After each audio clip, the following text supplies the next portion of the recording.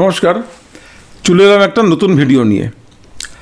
আজকে ভিডিওটা হচ্ছে মার্কেট তো ফল করছে, লাগাতার ফল করছে, সুতরাং এই মার্কেট কতটা ফল করবে এই প্রশ্নটা কিন্তু আমাদের সবার মাথায় আছে এবং সবার মুখোমুখি ঘুরছে যে মার্কেট এখান থেকে কতটা পড়বে, সেটা নিয়ে আজকে আমরা একটু আলোচনা করব।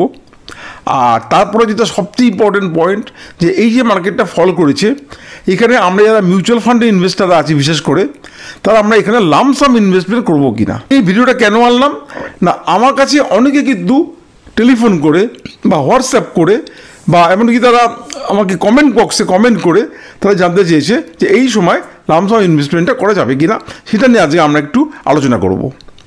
তাহলে আজকে হচ্ছে কত তারিখ, 14ই জানুয়ারি রাত্রিবেলা আমি ভিডিওটা করছি। আজকে মার্কেট বন্ধ হয়েছে কত, 23,176 পয়েন্ট মার্কেট বন্ধ হয়েছে।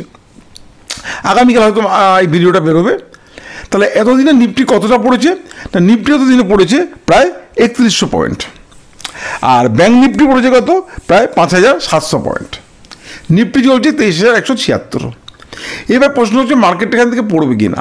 দেখুন 23,000-এর কাছে কিন্তু মার্কেটটা ঘুরছে। এর আগের দিন আরও তলায় পড়েছিল, আজকে কিছুটা মেকআপ দিয়ে কিছুটা উঠেছে মার্কেট কিছুটা, এবং যদি 23,000 ভেঙে যায় তাহলে কিন্তু আমরা আবার 22,750 এই লেভেলটা আমরা দেখতে পারি। এখন এই লেভেলটা আসবে কি না বা এখান থেকে মার্কেট র্যালি দেবে কি না, এটা এই মুহূর্তে কিছু বলা যাচ্ছে না।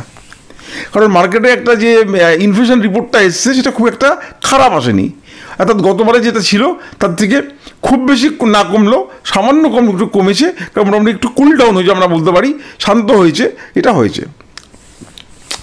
এখন মার্কেট এখান থেকে কতটা পড়বে, কীভাবে পড়বে, দেখুন মার্কেটে একটা বুল বিয়ারের একটা যুদ্ধ চলছে, অর্থাৎ মার্কেট কিন্তু এখন একটা দুর্বল হয়ে গেছে। আজকে আপনি দেখবেন, আপনি একই মানুষ, যখন আপনি দুর্বল থাকবেন আপনাকে একটা হালকা করে ধাক্কা মারলে কিন্তু আপনি পড়ে যাবেন, কিন্তু আপনি একই মানুষ যখন আপনি স্ট্রং থাকবেন আপনাকে দুই একবার ধাক্কা মারলে কিন্তু আপনি পড়বেন না। আজকে মার্কেটের অবস্থা কিন্তু অনেকটা সেরকম হয়েছে, অর্থাৎ মার্কেটে এখন যদি সামান্য খারাপ খবর চলে আসে তাহলে মার্কেট এখান থেকে আবার বেশ কিছুটা পড়ে যাবে। ঠিক যেরকম আমরা দেখেছিলাম বুল মার্কেটের ক্ষেত্রে। আমরা বুল মার্কেট কী দেখেছিলাম না, তখন যদি এমন কিছু একটা দারুণ কিছু খবর না, ভালো কিছু খবর না, সামান্য কিছু একটা খবর সেটা এসছে, মার্কেট কিন্তু অনেকটা উঠে বেরিয়ে গেছে।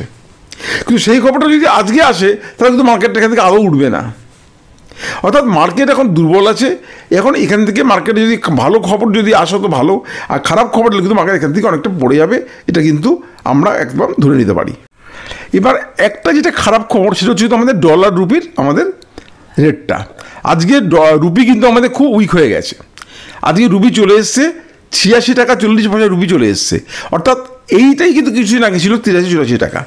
অর্থাৎ একটা দেশের যখন তার মুদ্রা, যখন তার রেট কমে যায়, দুর্বল হয়ে যায়, সেটা কিন্তু তার অর্থনীতির পক্ষে আদৌ ভালো সাইন নয়, এবং এর জন্য কিন্তু এফআইআইটা কিন্তু লাগাতার সেল করে যাচ্ছে। এতক্ষণ পর্যন্ত আমাদের এই রুপি স্ট্রং হবে, এফআইআইদের সেল কিন্তু কমবে না, এবং যত এটা কমবে তবে আমাদের এফআইআইদের সেল কিন্তু এটা বাড়বে। সো এটা কিন্তু একটা আমাদের খুব খারাপ খবর। এবার আমি আগের ভিডিওগুলোতে কিন্তু বলেছিলাম যে আমাদের মার্কেটে কোন কোন খবরের জন্য মার্কেটে কিন্তু পড়েছে। প্রথমত করে আমি বলেছিলাম যে আমাদের জিডিপি রেটটা আমাদের বেশ পড়ে গেছিলো, ইনফ্লেশন রেটটা আমাদের বেড়ে গেছিলো। তারপর হচ্ছে কি না, আমাদের কোম্পানির যে কোম্পানির রেজাল্টগুলো কিন্তু আমাদের আদৌ ভালো আসেনি, গত কোয়ার্টারও আসেনি, এই কোয়ার্টারে অল্প কটা বেরিয়েছে। এখন আগামী দিনে বোঝা যাবে কোম্পানির রেজাল্টগুলো কীরকম আসে।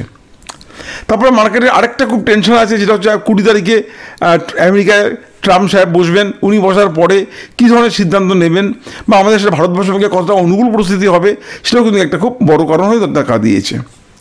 তারপরে অবশ্যই আসবে আমাদের রেট কাটটা যদি আমাদের আরবিআই করে, রেট কাটটা তখনই করতে পারবে যদি আমাদের ইনফ্লেশনটা অনেক কুল ডাউন হয় এবং অনেক কমে যায় ইনফ্লেশন রেটটা।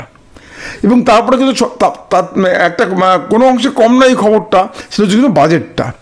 আজকে বাজেট যদি ভালো হয়, বাজেটে যদি সেই ধরনের কোনো ট্যাক্স কোনো না বাড়ে, বিশেষ করে এগুলো শেয়ার মার্কেট রিলেটেড ট্যাক্স, যেমন long term capital gain tax বা short term capital gain tax, এগুলো যদি একটু কোনো কমে সুরাহা করে, বা যদি এর জন্য যদি একবার আটটি যদি না বাড়ে তাহলে কিন্তু সেটাও একটা মার্কেটে কিন্তু লক্ষ্য রাখছে, এবং এর উপর কিন্তু মার্কেটটা অনেকটা নির্ভর করছে। তাহলে যে কারণগুলো আমি বললাম, এই কারণগুলো যতক্ষণ পর্যন্ত পজিটিভ বা কোনো অপটিমিস্টিক বা আশাপ্রদ খবর আমার কাছে আসছে, ততক্ষণ পর্যন্ত মার্কেট কিন্তু আগের হাই ভেঙে কিন্তু ওপরে যাবে না। অর্থাৎ মার্কেট কিন্তু এখানেই এটা ঘোরাফেরা করবে। ওই একটা কোনো ভালো খবর এলে মার্কেট এখান থেকে কিছুটা উঠবে, আবার একটা খারাপ খবর এলে ওখান থেকে কিছুটা পড়বে। এই ভোলাটিলিটি কিন্তু মার্কেটে এই মোটামুটি আমি বলবো 2025 সালের অন্তপক্ষে আগামী 7 মাস 8 মাস তো এটা চলবেই। অর্থাৎ মার্কেট যদি 23,000-এ যায় বা 23,000 যদি ভেঙে দেয়, সেইখান থেকে মার্কেট মোটামুটি ওই 25,800, 25,900 বা 26,000, ম্যাক্সিমাম 26,000 পর্যন্ত মার্কেট এর মধ্যে কিন্তু ঘোরাফেরা করবে। তাহলে এই যে মার্কেটটার সিনারিওটা আমি আপনাদের কাছে এতক্ষণ ধরে বর্ণনা করলাম, যদিও আমি এগুলো আগেও ভিডিওতে আমরা বলেছি, তাহলে এইখানে আমাদের লামসাম ইনভেস্টর যদি আমরা করি, তাহলে আমরা কী করব বা করা উচিত কি না, আসুন আমরা এবার সেই দিকে এগোবো। কিন্তু ভিডিওতে এগোনোর আগে একটা কথা বলে রাখি, যদি আপনাদের আমার এই চ্যানেলটা থেকে ভালো লাগে তাহলে অবশ্যই আমার চ্যানেলটাকে সাবস্ক্রাইব করবেন যদি ভিডিওটা থেকে ভালো লাগে, আর অবশ্যই একটা লাইক দেবেন, কারণ লাইক পেলে আমার চ্যানেলের পক্ষে একটা সুবিধা হয়, ইউটিউব এটা অনেক বেশি সার্কুলেট করে। এবং আপনারা যদি উপকৃত মনে হয় যে আপনারা উপকৃত হয়েছেন, তাহলে অবশ্যই আপনাদের বন্ধুবান্ধব বা পরিচিতদের এটাকে শেয়ার করবেন। আর নিচে আমার হোয়াটসঅ্যাপের নাম্বার দেওয়া থাকবে, আপনাদের পোর্টফোলিও নিয়ে, সেটা শেয়ার মার্কেটই হোক বা মিউচুয়াল ফান্ডই হোক, যদি কোনো রকম সমস্যা থাকে বা কোনো রকম প্রশ্ন থাকে আমাকে প্রশ্ন আপনি করবেন। আমি প্রত্যেকটা হোয়াটসঅ্যাপ পড়ি এবং উত্তর দেওয়ার চেষ্টা করি। যদি একটু দেরি হয় হতে পারে, কিন্তু আমি উত্তরটা আমি প্রত্যেকটা দিই। আর অবশ্যই আপনারা কিন্তু এই ভিডিওটা থেকে কেমন লাগলো আপনারা কিন্তু কমেন্ট করতে ভুলবেন না, প্লিজ কমেন্ট করবেন, কারণ কমেন্টগুলো আমি প্রত্যেকটা পড়ি এবং আমি কমেন্টে কিন্তু উত্তর দিই। তাহলে আসুন আমাদের আগামী দিনে আমরা কীভাবে আমরা ইনভেস্টমেন্ট করব এই মিউচুয়াল ফান্ডে, সেটা আমরা এখন আলোচনা করছি। এখন একটা কথা দেখুন, you cannot predict the highest point and lowest point. মার্কেটের কোনটা একদম হাইয়েস্ট পয়েন্ট হবে এবং কোনটা একদম লোয়েস্ট পয়েন্ট হবে। অর্থাৎ আপনি যদি মনে করেন যে আপনি একদম লোয়েস্ট পয়েন্টটিকে আপনি ইনভেস্ট করবেন, তার আগে করবেন না, বা আপনি হাইয়েস্ট পয়েন্টটিকে আপনি বেচবেন, তাহলে কিন্তু আপনি কখনোই এটা করতে পারবেন না। যদি কেউ করে থাকে তাহলে সেটা কিন্তু কাকতালীয় ব্যাপার হবে। কারণ তখন ঠিক যেরকম ঘটেছিল আমাদের ওপরের সময়, আপনারা লক্ষ্য করেছেন যারা আছেন মার্কেটে বা যারা আমার ভিডিওটা দেখছেন বা যারা এই ব্যাপারে যদি সাফার করছেন, তারা অবশ্যই বুঝতে পারবেন যে যখন মার্কেটটা উপরে গেছিলো আমাদের প্রফিট থাকা সত্ত্বেও কিন্তু আমরা অনেকে বেচতে পারিনি, কিন্তু আমরা কিন্তু বুঝতে পারিনি মার্কেটটা কীভাবে পড়বে। মার্কেট কিন্তু ঠিক খেলিয়ে মার্কেট আজকে এখানে এসে দাঁড়িয়ে গেছে। ঠিক সিমিলারলি মার্কেট যখন আমরা উঠবে, মার্কেট কিন্তু এরকম ঠিক ওপর নিচ করে করতে আপনি বুঝতেও পারবেন না যে মার্কেট কিন্তু উপরে ঠেলে নিয়ে উপরে চলে গেছে। আপনাকে পুরো বোকা বানিয়ে দিয়ে মার্কেট কিন্তু উপরে চলে যাবে, ঠিক যেভাবে বোকা বানিয়ে দিয়ে মার্কেট কিন্তু নিচে চলে এসছে। অর্থাৎ এইখানেই করতে হবে কি, আপনাকে একটা স্ট্র্যাটেজি ঠিক করতে হবে। এইখানে মার্কেট কি করবে, মার্কেট কি না করবে, বা আপনি কি করবেন, আপনি কি না করবেন, সব ভুলে যান। ভুলে কি আপনি একটা স্ট্র্যাটেজি ঠিক করুন যে আমি এই স্ট্র্যাটেজিতে আমি মার্কেটে আমি ইনভেস্টমেন্ট করবো, এই স্ট্র্যাটেজিতে আমি মার্কেটে প্রফিট বুক করবো। তাহলে সেটা কী হবে না, এখন আমাদের মার্কেট যেখানটা এসছে এখানে কিন্তু আমি বলবো একটা ইনভেস্টমেন্ট করার জায়গা, কিন্তু আমাদের ইনভেস্টমেন্ট করতে হবে একটা সুন্দর পদ্ধতি অবলম্বন করে। যেমন ধরুন আমি যদি লার্জ ক্যাপ বলি, আজকে লার্জ ক্যাপ কিন্তু আজকে যে পিটা আছে বা লার্জ ক্যাপ যে স্টকগুলো আছে বা লার্জ ক্যাপ যে মিউচুয়াল ফান্ডগুলো আছে, এখানটা কিন্তু আমরা অল্প অল্প করে আমরা লামসাম ইনভেস্টমেন্ট করতে পারি। আর যদি স্মল ক্যাপ বলেন, আমি বলবো স্মল ক্যাপ মিড ক্যাপে এক্ষুনি লামসাম করার দরকার নেই, আপনারা একটু ওয়েট করুন। কারণ আমার মনে হচ্ছে আরও 3 to 5% at least small cap mid ক্যাপে কিন্তু একটা ফল হবে। কারণ আপনারা দেখছেন মার্কেটে কিন্তু খুব সুযোগ খুঁজছেন। আগের দিন অর্থাৎ গত সোমবার দিন, মানে এই গতকাল আর কি, আজকে মঙ্গলবার, গতকাল কথা আমি বলছি, কীভাবে মার্কেট পড়েছিল এবং স্মল ক্যাপ মিড ক্যাপ তো মারাত্মক পড়েছিল। অর্থাৎ নিফটি যা পড়েছিল, স্মল ক্যাপ মিড ক্যাপ তার 3 times পড়েছিল। So small cap mid cap এখনও কিন্তু 3 to 5% পড়তে পারে বা পড়ার সম্ভাবনা বেশি আমি বলবো। যার জন্য দেখুন বেশ কিছু মিউচুয়াল ফান্ড আছে, অন্তপক্ষে 3টে তো আমার কাছে এই মুহূর্তে মনে আছে।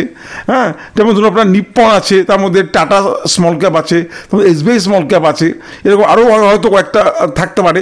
এরকম স্মল ক্যাপ এরা কিন্তু লাম টার্ম ইনভেস্টমেন্ট কিন্তু এরা নিচ্ছে না, অর্থাৎ ওয়ান টাইম ইনভেস্টমেন্ট যেটাকে লামসাম আমরা বলি, লামসাম ইনভেস্টমেন্ট কিন্তু এরা করতে দিচ্ছে না এখন। কেন করতে দিচ্ছে না? কারণ এই ফান্ডগুলো কিন্তু খুবই অনেস্ট ফান্ড আমি বলবো। এরা কখনোই চায় না যে ইনভেস্টররা লামসাম ইনভেস্টমেন্ট করুক আর সেই দামটা তারা পড়ে যাক। দেখবেন যখন দেখবেন স্মল ক্যাপ মিড ক্যাপ কেনার মতো জায়গায় আসবে, তখন কিন্তু দেখবেন এরা আবার ওটাকে ওপেন করে দেবে, আবার খুলে দেবে।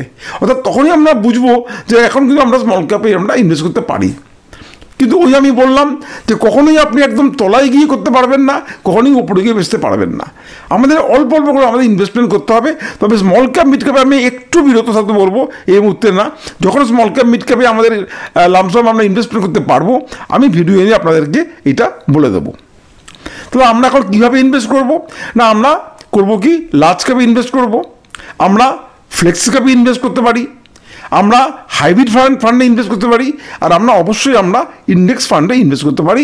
তবে সেটা লার্জ ক্যাপ ইন্ডেক্স হলেই এখন ভালো হয়। হ্যাঁ, আমি বলবো আর কি না, আপনার যে ইনভেস্টমেন্টটা করবেন, এই ইনভেস্টমেন্ট না আপনারা কখনোই কিন্তু একবারে ইনভেস্ট করবেন না, অল্প অল্প করে ভেঙে ভেঙে করবেন।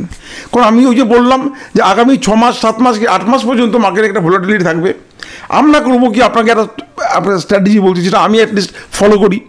আপনি যখন দেখবেন যে মার্কেট এখান থেকে মাইনাস যাচ্ছে, কখনোই ইনভেস্ট করবেন না, যতক্ষণ মাইনাস যাবে করবেন না। যেদিন দেখবেন মার্কেট প্লাসে আছে, সেদিন আপনি সেখানে অল্প কিছু টাকা সেদিন কিছু টাকা ইনভেস্ট করুন। তারপরে আবার যদি 2 দিন প্লাসে আছে করবেন না, আবার 3rd দিন যদি প্লাসে যায় সেখানে আবার কিছু টাকা আপনি ইনভেস্ট করুন। কারণ আপনি তো আগে একটা করে দিয়েছেন, এবার আপনি আবার যদি দেখেন মার্কেট যাচ্ছে, আবার আপনি একটা করুন, ইনভেস্টমেন্ট করুন অল্প অল্প করে।